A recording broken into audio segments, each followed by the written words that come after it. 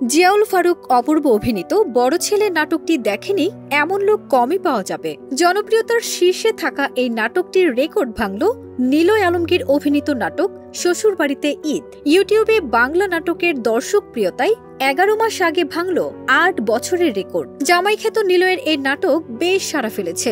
ওয়ালটন আবারও মিলিনিয়ার অফারে ওয়ালটন ফ্রিজ কিনে আপনিও হয়ে যেতে পারেন মিলিয়নিয়ার।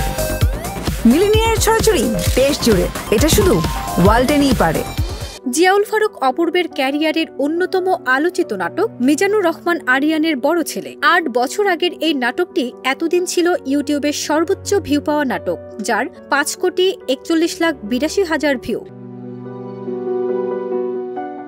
সেই রেকর্ড ভেঙেছে ছোট পর্দার জামাইখ্যাত নিলয় আলমগীর অভিনীত শ্বশুরবাড়িতে ঈদ। মাত্র 11 মাস আগে ইউটিউবে এসেছে মহিন খানের এই নাটকটি।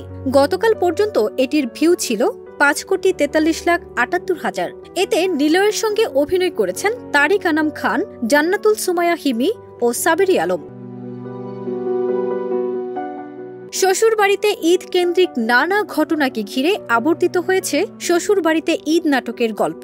বিয়ের পর দূরে থাকলেও এবার শ্বশুরবাড়িতে ঈদ করতে এসে ভিন্ন এক পরিস্থিতির মুখে পড়ে জামাই।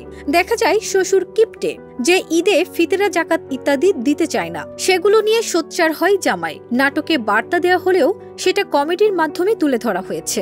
এর জন্যই এটি দর্শক পছন্দ করেছেন বলে জানালেন নাটকের পরিচালক মহিন খান। অন্যদিকে বড় ছেলে নাটকে দেখানো হয়েছে মধ্যবিত্ত পরিবারের বড় ছেলে রাশেদ ও ধনী পরিবারের মেয়ে রিয়ার প্রেমের গল্প। চরিত্র দুটিতে ছিলেন অপূর্ব ও মেহেজাবিন। গল্পে দেখা যায় রাশেদের বাবা একজন স্কুল শিক্ষক, সে অবসরে যাচ্ছে। তখন পরিবারের হাল ধরে বড় ছেলে, কিন্তু কোনো চাকরি সে খুঁজে পায় না। অন্যদিকে রিয়াকে পরিবার থেকে বিয়ে দেওয়ার ব্যবস্থা করা হয়। বাস্তবতার কাছে হেরে যায় ভালোবাসা। ফারজানা নিকিতা, দেশ রূপান্তর।